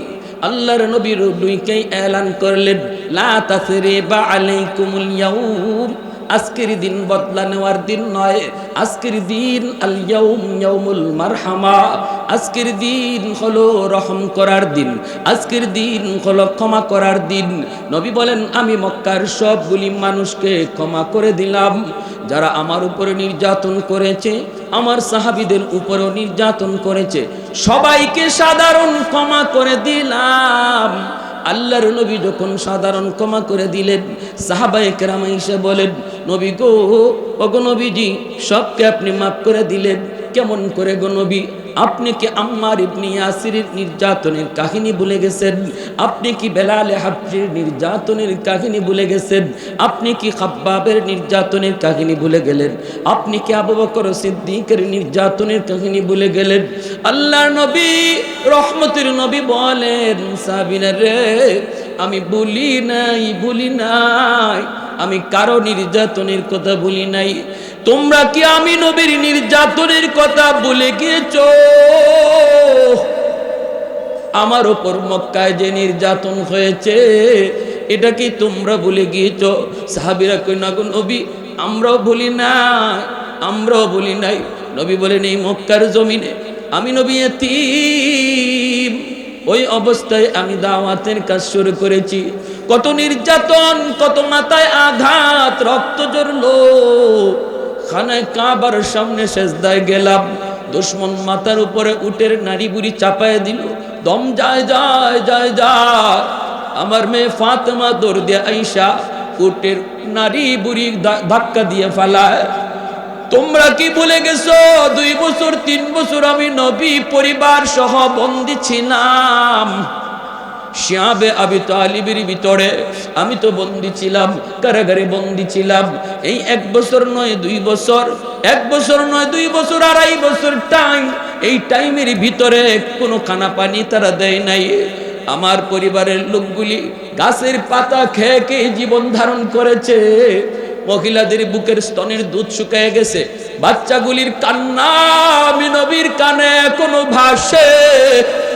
ক্ষুধার যন্ত্রণায় একদিন রাতের অন্ধকারে আমার পায়ের নিচে কি পড়লো, একটু নরম নরম মনে হয়েছে, আমি খাবার মনে করে খেয়ে ফেলেছি। আমি নবী আজও জানি না ওই দিন আমি কি খেয়েছিলাম। এত নির্যাতন,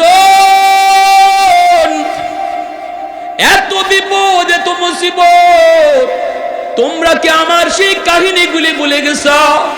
সাহাবায়ে কেরাম চোখের পানি মুছে আর কই না না না গো নবী, ভুলি নাই। আল্লাহ নবী বলেন, আমি আমার নির্যাতনের সব কথা ভুলে গিয়া যদি মক্কার মানুষকে মাফ করে দিলাম, তোমরা কেন মাফ করতে পারবা না? সাহাবীরা মনে রাখো, বদলা নেওয়ার জন্য মক্কা দখল করি নাই, আল্লাহর নাম উচ্চারণ করার জন্য, কালেমার পতাকা উত্তোলন করার জন্য মক্কা দখলে নিয়েছি। যেই মানুষগুলা তোমাদের বাড়িগুলি দখল করে রেখেছে, ওই বাড়ির মালিক সে নয়, সে হলো দখলদার। মালিক হলে তোমরা। আজ সেই বাড়িতে ফিরে যাও, যায়া বাড়ি দখলে নেওয়ার জন্য নয়, যায়া বলবা, ভাইরে তুমি এতদিন পর্যন্ত আমার বাড়ির দখলদার ছিলাম, মালিক ছিলাম না, আমি ছিলাম মদিনায়। মদিনায় যাওয়ার কারণে আমার বাড়ি তুমি দখল করে নিয়েছো। আজ আমি তোমাকে মালিকানা সহ বুঝা দিলাম। রুহামাউ বাইনাহুম, আমার নবী রহমতের নবী কি পরিমাণ দরদ! আল্লাহ নবী রহমতের নবী সবাইকে ক্ষমা করে দিলেন, সবাইকে ক্ষমা করে দিলেন। এরপর মক্কার মানুষজন বিশ্বাস করে না, কই কিছু না কিছু বদলা তো নিবেই, কিছু না কিছু বদলা তো নিবেই। যেই পরিমাণ নির্যাতন মক্কার মানুষে করছে, বদলা আবার নেয় না কেমনে? আল্লাহর নবী হঠাৎ করে দেখেন মানুষগুলি বিশ্বাস না কইরা ঘরের মাল সামানা মাথায় লইয়া লইয়া তারা পাহাড়ের দিকে চলে যায়। নবীজি তাকায় তাকায় দেখেন মানুষগুলি নবীকে চিনে না, আমার নবী কি চিনে না। ওই অবস্থায় নবীজি হাঁটেন আর দেখেন একজন বৃদ্ধা মহিলা মাথার মধ্যে ভারী একটা বোঝা নিয়ে যায়, কষ্ট হয়ে যেতে পারে না। রহমতের নবী কাছে যাইয়া ডাক দিয়া বলতেছেন, মা গো কই যাও? মহিলায় কয়, বাবা তুমি শুনো নাই? বলে কি? কয় মক্কা মুহাম্মদ দখল করে নিয়েছে, এই মক্কা মুহাম্মদ দখল করে নিয়েছে, তুমি বুঝি শুনো নাই? আল্লাহর নবী বলেন, মাগো শুনেছি, এও তো শুনেছি মুহাম্মদ তোমাদেরকে ক্ষমা করে দিয়েছে। মহিলায় কয়, না রে বাবা, তুমি মুহাম্মদ রে চিনো না। মুহাম্মদ রক্তপাত পছন্দ করে, খুব গরম মানুষ। মুহাম্মদ মারামারি কাটাকাটি বেশি পছন্দ করে, এজন্য বদলা নিবেই নিবে, তাড়াতাড়ি জান বাঁচাও। আল্লাহর নবী তখনও নিজের পরিচয় নবী দেন না। পরিচয় না দিয়া নবী বলতেছেন, মা গো বোঝাটা অনেক ভারী, অনেক ভারী, তুমি বৃদ্ধা মানুষ, নিতে কষ্ট হয়, আমি জোয়ান মানুষ, আমার মাথায় তুমি বোঝাটা উঠায় দাও, যেখানে যেতে চাইবা আমি তোমাকে সেখানে পৌঁছায় দেব। একটু জোরে করুন সুবহানাল্লাহ। कौनैन मुख्तार खुदा तुमको बनाया, कौनैन मुख्तार खुदा तुमको बनाया, उम्मत का निगाहबान खुदा तुमको बनाया, उम्मत का निगाहबान खुदा तुमको बनाया। मौला मेरा आका मेरा रहमत की नबी है, मौला मेरा आका मेरा रहमत की नबी है, ताजदार मदीना है तो माहे अरबी है, ताजदार मदीना है तो माहे अरबी है। अशजार ने देते हैं नबूवत के शहादात, तशकीक कमर में है तो अंगुल की इशारात, तशकीक कमर में है तो अंगुल की इशारात। একটু জোরে বলি আল্লাহু আকবার, মুসলমানের আওয়াজে বলি আল্লাহু আকবার। আল্লাহর নবী মহিলাকে যেই মাত্র এই কথাটা বললেন, মহিলায় কয়, বাবা তাহলে তো বড় উপকার হতো। নবীজির মাথায় বোঝাটা চাপায় দেওয়া হলো। আমার নবী আপনার নবী মাথায় বোঝাটা লইয়া নবীজি পাহাড়ের দিকে যাইতে শুরু করলেন। ওই অবস্থায় নবীজির চোখ থেকে দর দর করে পানি পড়ে। নবীজি কান্দেন আর বলেন, মালিক আমি তো সবাইকে ক্ষমা করে দিয়েছি গো, কেন তারা কথাটা বিশ্বাস করলো না? ও মালিক তুমি আমাকে এজন্য হাসরের মাঠে কোনো পাকড়াও কইরো না। দেখো না মালিক, আমি তো তাদেরকে আরো সহযোগিতা করতেছি। নবীজি যান, আমার নবী চোখ থেকে দর দর করে পানি পড়ে। পাহাড়ের কাছাকাছি যাইতেই মহিলায় কয়, বাবা যুবক এই জায়গায় বোঝাটা তুমি নামায়া দাও। আল্লাহর নবী বোঝাটা এখানে নামায়া দিলেন। নবীজি চলে আসবেন, কথা নাই বার্তা নাই। নবীজির চোখের পানিটা মুইসা তিনি চলে আসবেন। এমনি মহিলা ডাক দিয়া কয়, রে যুবক এই দিকে যাবা না ওই দিকে যেও। আল্লাহর নবী বলেন, মা গো ওই দিকে গেলে পরে কি হবে আর ওদিকে গেলে কি হবে? কয় বাবা ওই দিকে যদি যাও মুহাম্মদের সামনে পড়ার ভয়, মুহাম্মদের সামনে পড়ার ভয় আছে রে বাবা, এই দিকে তুমি যেও না। তোমার মতো যুবক আল্লাহর জমিনে আরেকজন আমার নজরে পড়ে নাই। বাবা তুমি এত ভালো, বাবা মুহাম্মদের সামনে পড়তে পারো, ওই দিকে যাও। এইবার নবীজি চোখের পানিটা বইসা কয়, মা গো মুহাম্মদ সম্পর্কে তোমার ধারণা কেমন? কয় বাবা ধারণা তো ভালো না, মুহাম্মদ তো অনেক গরম মানুষ, খালি গরম কথা, খালি গরম কাজ, নরম বলতে কিছু নাই, শুধু রক্তপাত। নবী তখন বলেন, মা গো মুহাম্মদ সম্পর্কে তোমার এমন ধারণা, এটা কি মুহাম্মদকে দেইখা তুমি নিছো নাকি কারো কথা শুই না এমনটা মনে করতেছ? মহিলায় কই, বাবা আমি জীবনে মুহাম্মদকে দেখি নাই, আবু জাহেলের কথা শুই না, উতবা সাহেবের কথা শুই না, এমনটা মনে করি। আল্লাহর নবী তখন চোখের পানিটা মুছে আর কই, মা গো আর মানুষের কথা শুই না, মুহাম্মদকে চেনা লাগবে না, নিজের চোখে দেখে নাও। যেই যুবক তোমার বোঝা মাথায় নিয়ে এই পর্যন্ত আসলো, আমি সেই মুহাম্মদ। মহিলার চোখ থেকে দর দর করে পানি পড়ে, চিৎকার দিয়া কয়, মুহাম্মদ তুমি যদি মুহাম্মদ হও তাহলে এতদিন যা শুনেছি ভুল শুনেছি, এতদিন যা শুনেছি সব মিথ্যা শুনেছি। বাবা আবু জাহেল যা বলেছে মিথ্যা বলেছে, লিডারগুলি যা শুনাইছে মিথ্যা শুনাইছে। বাবা তোমার মতো এত নরম দিলের মানুষ আল্লাহর জমিনে হয় না রে। বাবা আমি আর দেরি করতে চাই না, তাড়াতাড়ি কালেমা পড়ে মুসলমান বানায় দাও। সেই নরম নবী গরম হয়েছেন, ওই নরম নবী তিনি আবার গরম হয়েছেন। কেমন গরম হয়েছেন? মদিনার মসজিদের মিম্বর, মায়ের নবী দয়ার নবী বলেন, কাব ইবনে আশরাফের কল্লা কাইটা আমি নবীর সামনে কে আনতে পারবা? মসজিদে নববীর মিম্বর থেকে নবী ঘোষণা দিলেন, জ্যান্ত একজন মানুষের কল্লা কাইটা আমি নবীর সামনে হাজির করবা। কে আসো এমন বলুন তো? ওই সময়ে নবীজি নরম নাকি গরম? আরেকটু জোরে, নরম নাকি গরম? চেহারাটা আমার নবীর লাল হয়ে গেল, আল্লাহর নবীর চেহারাটা একদম লাল হয়ে গেল।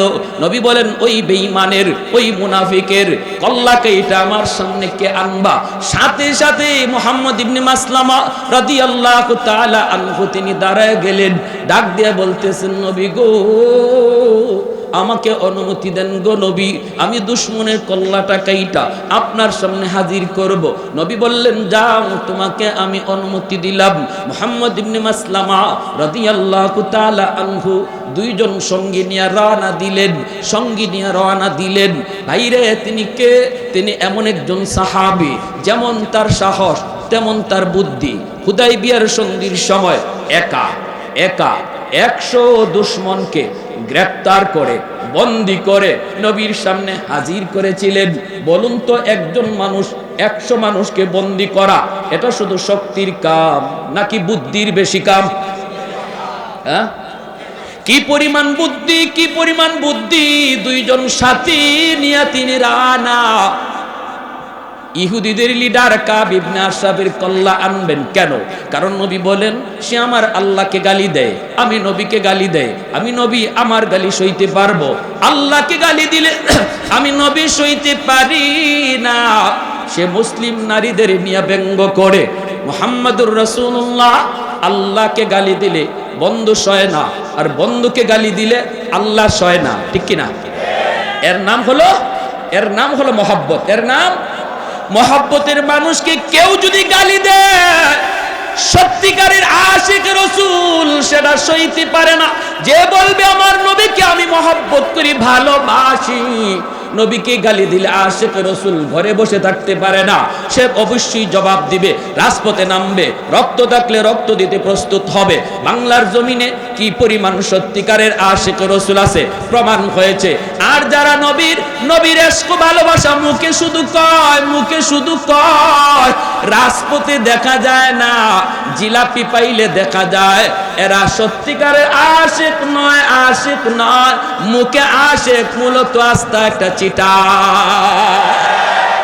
স্কুল কলেজ ভার্সিটির ভিতরে আজকে প্রমাণ হয়েছে আশিক রাসূল আসেনি না নাই, ঠিক কিনা? আল্লাহর নবী বলেন, যাও। মুহাম্মদ ইবনে মাসলামা রাদিয়াল্লাহু তাআলা আনহু সঙ্গে দুইজন সাথে নিয়ে রওনা দিলেন, আর বলতেছেন, দোস্তরা সর্বদা তোমরা সজাগ থাকবা, আমার চোখের দিকে তোমরা নজর রাখবা, মুখে সব কথা বলা যাবে না, চোখের ইশারায় কাম করা লাগবে। যখনই পজিশন আসবে আমার চোখের দিকে তোমরা তাকাইবা, চোখের ভাষা বোঝা লাগবে, চোখের ভাষা বুঝতে হবে, জবানের ভাষা চলবে না। ভাইরা বন্ধুরা, এই বইলে তিনি গেলেন কাব ইবনে আশরাফের বাড়ির সামনে, যাই তিনি ডাক দিলেন, নেতা, ও নেতা। নেতা ডাকটা শোনা মাত্রই কাব ইবনে আশরাফ ভিতর থেকে কয়, দাঁড়াও, আসতেছি, একটু অপেক্ষা করো। কাব ইবনে আশরাফ নেতা ডাক শুই না একদম ফুলে গেছে। ফুটবল জবাই ফুলে, কারণ নেতা ডাক বড় মজা। এই নেতা ডাকের জন্য মানুষ লক্ষ লক্ষ টাকা খরচ করে, কোটি কোটি টাকা খরচ করতেও রাজি, তবুও নেতা ডাক শুনতে চায়, ঠিক কিনা? মুহাম্মদ ইবনে মাসলামা রাদিয়াল্লাহু তাআলা আনহু তিনিও ভাবলেন, কাউরে যদি সাইজ করা লাগে আগে তারে পাম দেওয়া লাগে, পাম দিলে যদি পাম লয় তাহলে তারে খেলতে মজা। যেই বলে পাম দিলে পাম লয়, এই বলরেই লাথি দিতে মজা। যেই বলে পাম দিলে পাম লয় না, এই বলরে কেউ লাথিও দেয় না। এজন্য তিনি ভাবছেন, ওরে তো সাইজ করতে আসছি, আগে ওরে একটু ফুলানি লাগবে, একটু পাম দেওয়া লাগবে, বাতাস দেওয়া লাগবে। যদি বাতাস লয়, পাম লয়, তাহলে সুবিধা হবে। দেখেন, প্রথম ডাকেই সে বাতাস লইছে। যেই বলছেন, নেতা একটু দাঁড়াও, আসতেছি। মুহাম্মদ ইবনে মাসলামা কই, বুঝছি তুমি পাম লইছো। যেই মাত্র আওয়ার জন্য রওনা দিছে, এমনি তার বউ কয়, কাব ইবনে আশরাফের বউ, ইমাম বুখারী রাহমাতুল্লাহি আলাইহি কিতাবুল মাগাজি, বুখারী শরীফ জিলদে সানিতে এনেছেন। তার বউ কি কয় শুনবেন? বউয়ে কয়, স্বামী গো যাইও না, ডাকটা আমার কাছে বেশি সুবিধা মনে হয় না। নেতা তো, নেতার বউ,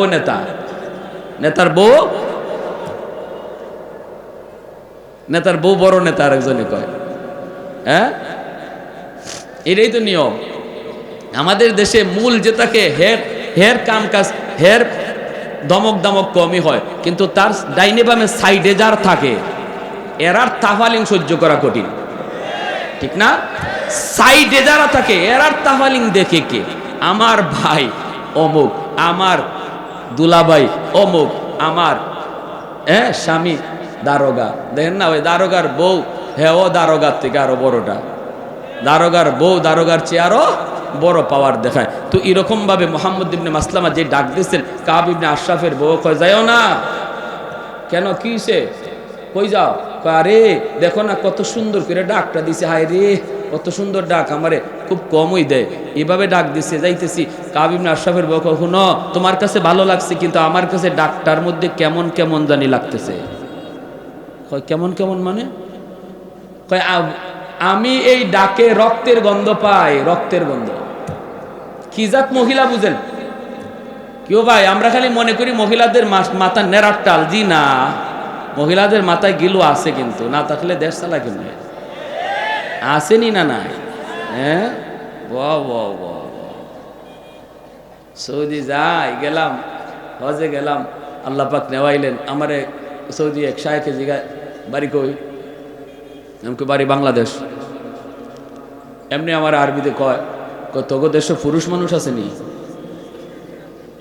আমি মনে মনে কুমাই ই বেজাতের বেজাতে ইবা মাতে গেতে আমাকে পুরুষ মানুষ নাই, আমারে কি তোমার মহিলা মনে হইতেছে? কয় না এটা কই নাই, এক বেটি নামে আরেক বেটি উঠে বেটাইন কই ও জায়গা মতো দিয়া দিছে আমারে। তা আমি কইলাম তোমাকে দেশে এরকম একজন বেটি বাইর করো, বাইর করো। আমার দেশে বেটিরাই যদি এমন হয় বুঝো বেটাইন কি জাত। তখন আইসে দিছে, আইসা কয় না মিয়া মিয়া, কয় না তুমি ঠিক আছো তো? কয় রক্তের গন্ধ পাই। আরে আরে তুমি আমার সাথে খালি গড়ই করলা জীবন ভর, এখনো জামাই চিনো নাই। আরবের মাটিতে এমন কোন মার ফুত আছে আমার গায়ে টুকা দিব? ওই দেখেন কেমন তাফালিং দেখাইতেছে। ফয়সলা তো হয়ে গেছে আসমানে, দাঁড়াও আসতেছি। আসছে, আর আসা মাত্রই মুহাম্মদ ইবনে মাসলামা রাদিয়াল্লাহু তাআলা আনহু তিনি বলতেছেন, নেতা কি আতর মাখলেন? ওই সময় আতর মাখার সিস্টেম ছিল, লম্বা চুল রাখতো আল্লাহ নবী, ওইভাবে আতর মাখতেন। মাঝখান দিয়ে ফিতা ফাড়া হইতো, আর ওই চুলের ফিতার মাঝখানে একটু আতর ঢালা হইতো। আতরটা বেয়ে বেয়ে অনেক সময় কপালে দিয়েও একটু একটু বাইতো। তো আতরটা খুব দামি। মুহাম্মদ ইবনে মাসলামার ওনার উদ্দেশ্য হইল তো খালি ওরে পাম দেওয়া, পাম বেশি দেওয়া। আইয়া আসার লগে লগেই বলতেছেন, নেতা কি আতর মাখলেন, এত গ্রাম? হে কয় আরে এই আতর তোরা পাবি কই, তোরা ফকিন্নির জাত। আরে আমরাই তো এই আতর মাখি, এটা আরবের সবচেয়ে দামি আতর। মুহাম্মদ ইবনে মাসলামা কয় এবারও তুমি পাম লইছো, তোমারে তো আমি খেলমু, তোমারে নিয়া টার্গেট হইল এটা। তো নেতা এই আতরটা কি আমি একটু শুনতে পারি আমার নাক দিয়া? হ্যাঁ হ্যাঁ হ্যাঁ, কত মাথাটা একটু নোয়ান। ওই শুরু হয়েছে, মাথাটা একটু নোয়ান, আতরটা একটু শুনবো। হ্যাঁ হ্যাঁ এই যে নাও নাও। মাথাটা নয়া মাথাটা আগায় দিছে, আর চুল তো লম্বা, চুলটা মাঝে এমনি ধরছেন দইরা আতর শুনবার নিয়ত করে টান দিয়ে কল্লাটা কাছে আনছেন। সাথের দুইজনের চোখ দেখুন, তোরা এখনো দেরি করস কে? দেখোস না বলির ভাড়া হয়ে গেছে। টান কইরা ধরে রাখছেন বলির ফাটা, আর দেরি করস কে? আর তো দেরি নেই, সাথে সাথে তলোয়ার বসায় দিয়েছেন। দেহ থেকে কল্লাটা আলাদা হয়ে গেছে। এই কল্লা চুলের মধ্যে ধইরেই আল্লাহর নবীর সামনে নিয়ে বলেন, ইয়া রাসূলুল্লাহ, নেন গো নবী, যার মাথা চেয়েছিলেন। নবী যে তখন ওই মাথা দেখে বলছেন, হাযা রাসু আদুবি ওয়া আদুবিল্লাহ, এটা মানুষের মাথা নয়, এটা আল্লাহ এবং তার রাসূলের দুশমনের মাথা। বলুন তাহলে ওই অবস্থায় নবীজি নরম না গরম? আরো জোরে, নরম না গরম? তাহলে ইসলাম খালি নরম হওয়া শিখায় না, জায়গা মতো গরম হওয়াও শিখায়। এবং আমার বন্ধুর হাতে গোড়া সাহাবায়ে কেরামের আদর্শ কেমন জাননি? এত নরম, এত নরম, তারা জায়গা মতো নরম, জায়গা মতো গরম, জায়গা মতো নরম, জায়গা মতো গরম। আবু বকর সিদ্দিক রাদিয়াল্লাহু তাআলা আনহু নরম সাহাবী, রুহামা বাইনাহুম আশিদ্দাউ আলাল কুফার। ওমরের মতো সাহাবী, গরম সাহাবী। আবু বকর নরম, জায়গা মতো গরম হইছেন, ঠিক না? একটা ঘটনা বলবো, মনোযোগ কার কার আছে হাত উঠে আল্লাহকে দেখান। আল্লাহ কবুল করো, একটু জিকির করি, লা ইলাহা ইল্লাল্লাহ।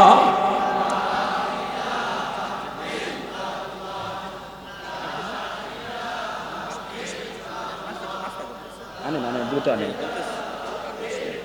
হ্যাঁ 5 মিনিট।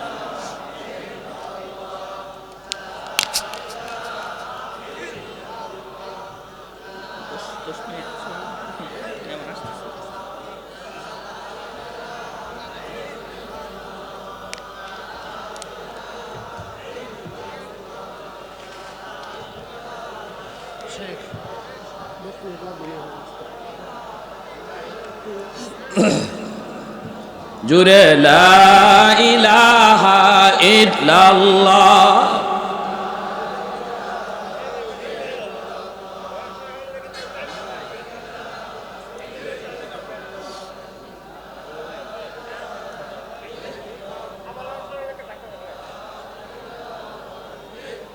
লা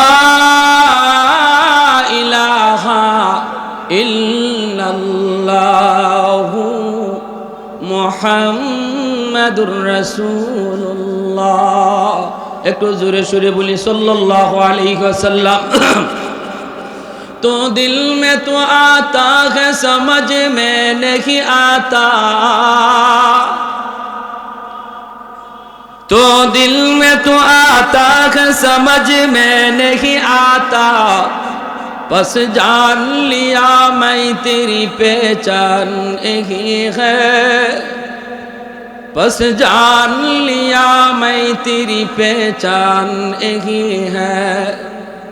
उल्फत में बराबर के वफा हो के जफा हो,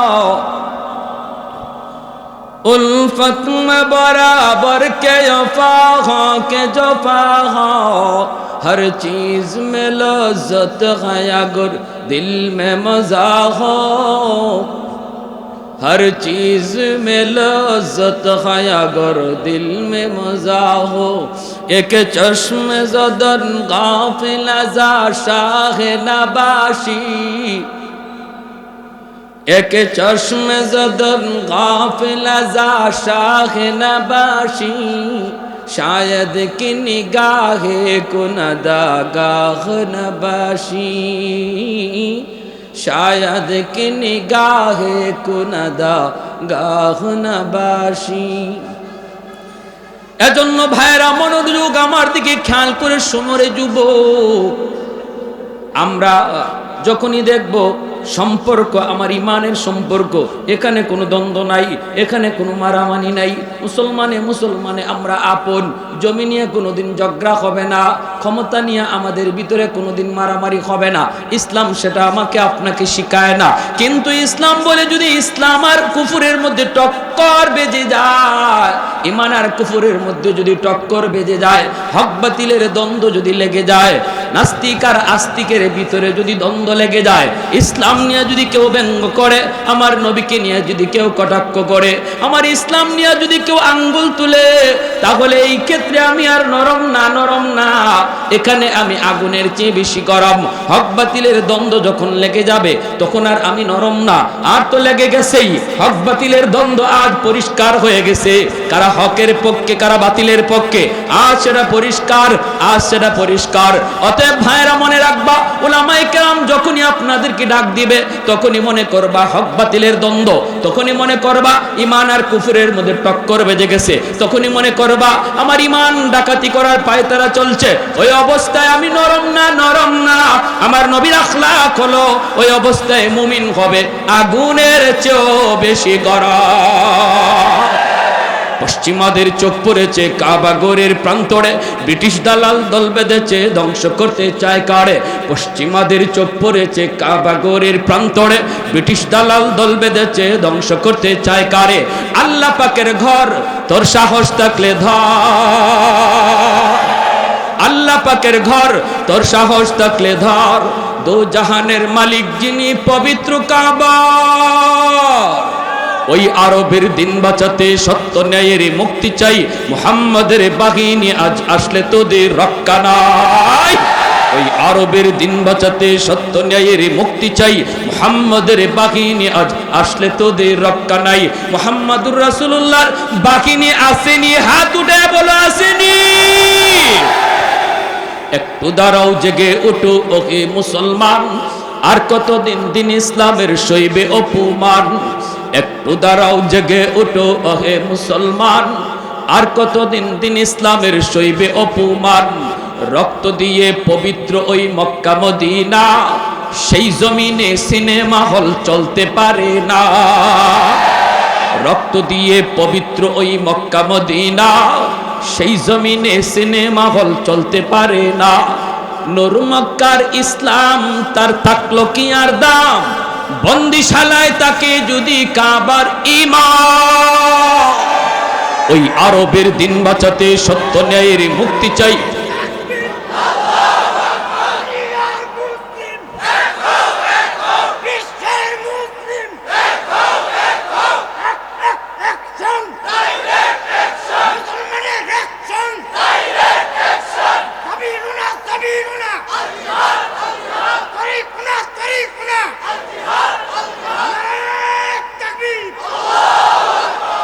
পশ্চিমাদের চোখ পড়েছে কাবা ঘরের প্রান্তরে, ব্রিটিশ দালাল দল বেঁধেছে ধ্বংস করতে চায় কারে? আল্লাহ পাকের ঘর তোর সাহস থাকলে ধর, দো জাহানের মালিক যিনি পবিত্র কাবা। ওই আরবের দিন বাঁচাতে সত্য ন্যায়ের মুক্তি চাই, মুহাম্মাদের বাহিনী আজ আসলে তোদের রক্ষা নাই। ওই আরবের দিন বাঁচাতে সত্য ন্যায়ের মুক্তি চাই, মুহাম্মাদের বাহিনী আজ আসলে তোদের রক্ষা নাই। একটু দাঁড়াও, জেগে ওঠো ওহে মুসলমান, আর কতদিন দিন ইসলামের সইবে অপমান। রক্ত দিয়ে পবিত্র ওই মক্কা মদিনা, সেই জমিনে সিনেমা হল চলতে পারে না। নূর মক্কার ইসলাম তার থাকলো কি আর দাম, বন্দিশালায় তাকে যদি কাবার ইমাম। ওই আরবের দিন বাঁচাতে সত্য ন্যায়ের মুক্তি চাই, মুহাম্মাদের বাহিনী আজ আসলে তোদের রক্ষা নাই। ওই আরবের দিন বাঁচাতে সত্য ন্যায়ের মুক্তি চাই, মুহাম্মাদের বাহিনী আজ আসলে তোদের রক্ষা নাই। পশ্চিমাদের চোখ পড়েছে কাবা ঘরের প্রান্তরে, ব্রিটিশ দালাল দল বেঁধেছে ধ্বংস করতে চায় কারে? পশ্চিমাদের চোখ পড়েছে কাবা ঘরের প্রান্তরে, ব্রিটিশ দালাল দল বেঁধেছে ধ্বংস করতে চায় কারে? আল্লাহ পাকের ঘর তোর সাহস থাকলে ধার, দো জাহানের মালিক যিনি পবিত্র কাবা। ওই আরবের দিন বাঁচাতে সত্য ন্যায়ের মুক্তি চাই, মুহাম্মাদের বাহিনী আজ আসলে তোদের রক্ষা নাই। আরেকটা বার হাত উঠে বলো, মুহাম্মাদুর রাসূলুল্লাহর বাহিনী আসেনি। আল্লাহ তুমি কবুল করো, জোরে বলি আমিন। ভাইরা বন্ধুরা, জন্য বলতেছিলাম, আবু বকর সিদ্দিক রাদিয়াল্লাহু তাআলা আনহুর মতো নরম সাহাবী, তিনিও গরম হয়েছেন জায়গা মতো। প্রতিদিন এক রাস্তা দিয়া যান, ইহুদি উনাকে গালি দেয়, জবাব দেন না। বাপ তুলে গালি দেয়, আবু বকর জবাব দেয় না, জবাব দেয় না।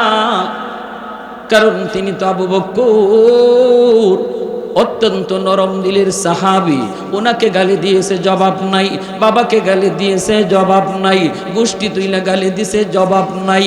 একদিন ইহুদি আবু বকরকে খেপানোর জন্য আমার নবী, রহমতের নবী, মায়ার নবী তুলে গালি দিছে, আল্লাহকে গালি দিয়ে বসছে। কয় মুসলমানরাও ফকির, ওদের আল্লাহ ফকির, ওদের নবীও ফকির। নাউজুবিল্লাহ কর।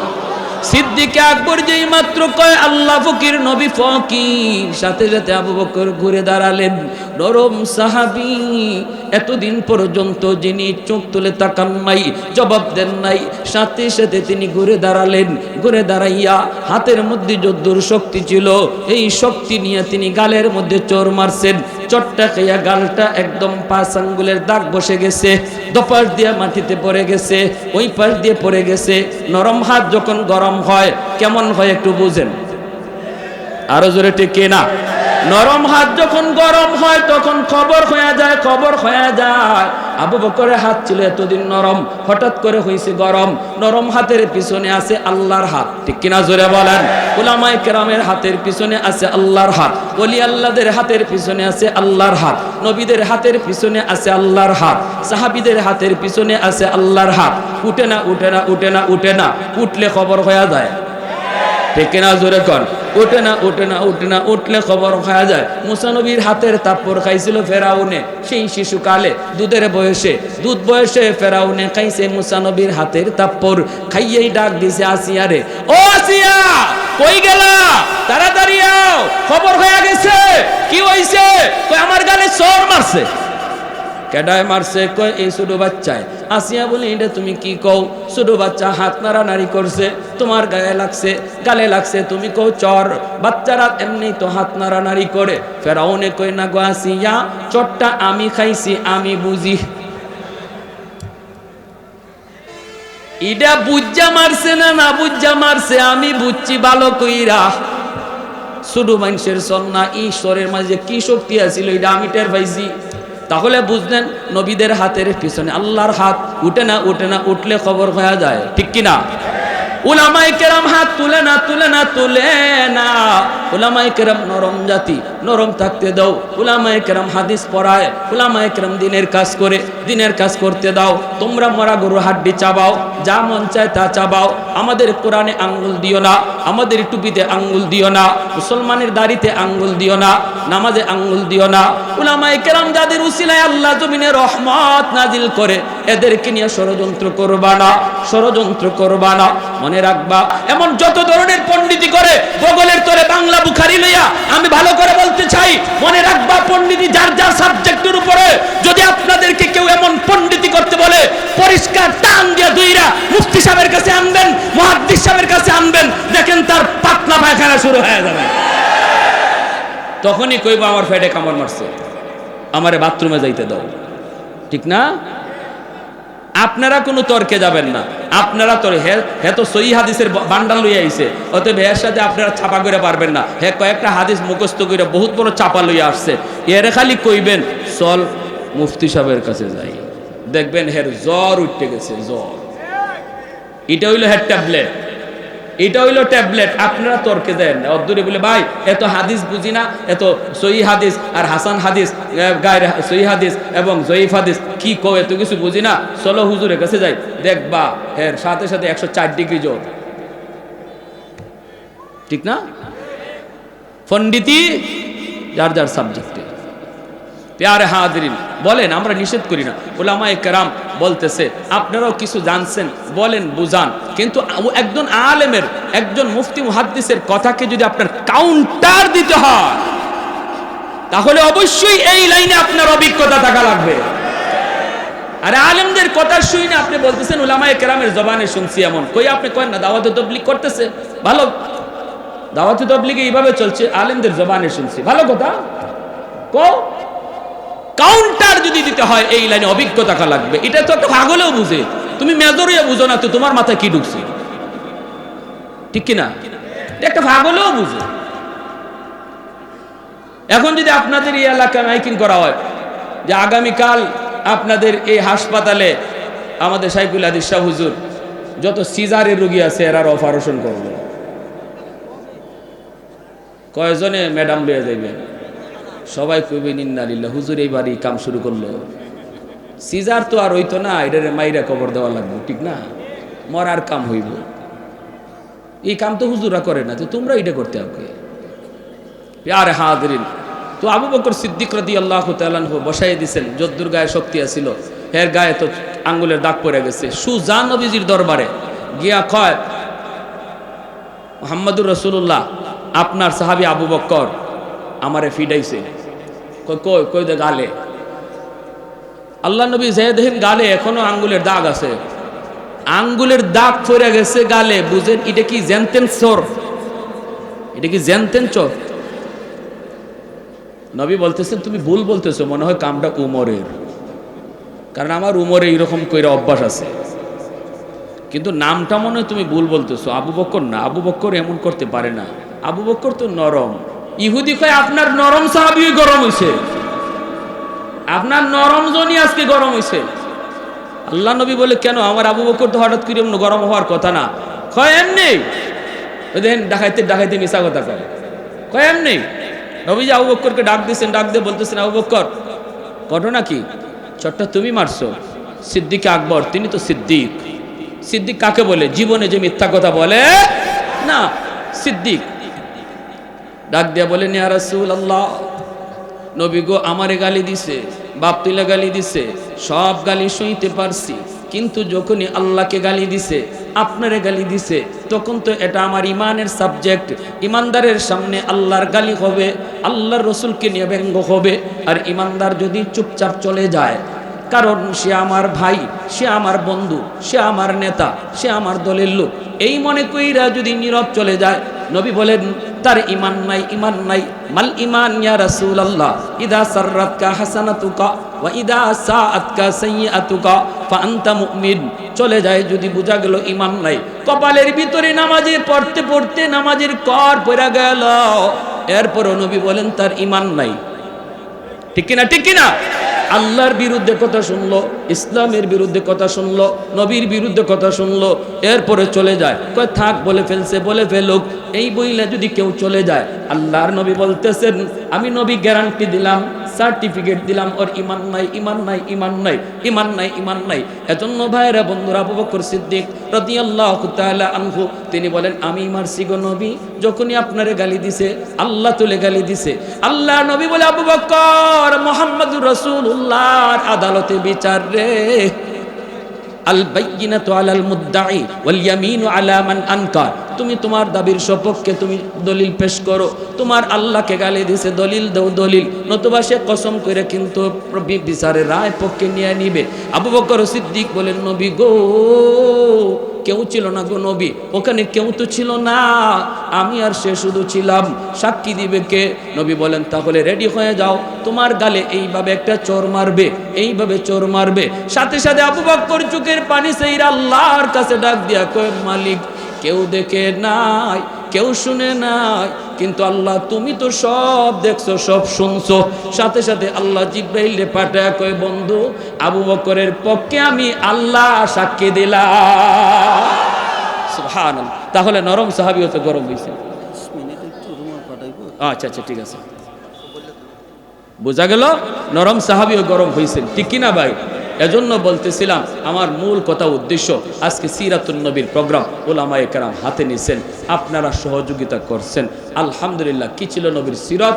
উল্লেখযোগ্য একটা নবীর বৈশিষ্ট্য ছিল, নিজের স্বার্থে, হুজুর আমার আগে বলে গেলেন, নবী তার ব্যক্তি স্বার্থে কোনোদিন গরম হন নাই, কিন্তু ইসলামের জন্য এমন গরমও হইছেন, এরও কোনো নজির আর কেউ দেখাইতে পারবে না, ঠিক কিনা? এমন গরম হওয়া হয়েছে, এখানে কোনো ছাড় নাই, এখানে কোনো কম্প্রোমাইজ নাই, এখানে কোনো সন্ধি নাই। যখনই দেখব আমার সামনে হক বাতিলের দ্বন্দ্ব, ঈমান আর কুফরের দ্বন্দ্ব, ইসলাম থাকবে কি থাকবে না, এই জমিনে আল্লাহর দ্বীন থাকবে কি থাকবে না, এই প্রশ্ন যখন আমার সামনে আসবে, তখন আমাকে আর নরম থাকার কোনো সুযোগ নাই। ঈমানের দাবি হলো আগুনের চেয়ে বেশি গরম হয়ে যায়। সবাই রাজি আছি ইনশাআল্লাহ? আল্লাহ আমাদের প্রত্যেকে নিজেদের ভিতরে সব ধরনের মারামারি দ্বন্দ্ব থেকে আল্লাহ হেফাজত করো। আমরা মুসলমান ভাই ভাই হয়ে থাকতে চাই। যে যে দল করি, আল্লাহ এই দল আমাদের বড় পরিচয় নয়, বড় পরিচয় আমরা মুসলমান। আমরা দলের কারণে কেউ কারো গায়ে যেন হাত না তুলি, আল্লাহ আর ইসলামের পক্ষে যেন আমরা সর্বদা মজবুত থাকতে পারি, আমরা যেন তলোয়ারের চেয়ে বেশি ধারালো থাকতে পারি। আল্লাহ তৌফিক দান করো। সবাই বলি আমিন। ওয়া আখির দাওয়ানা আনিল হামদুলিল্লাহি রাব্বিল আলামিন। আপনাদের সামনে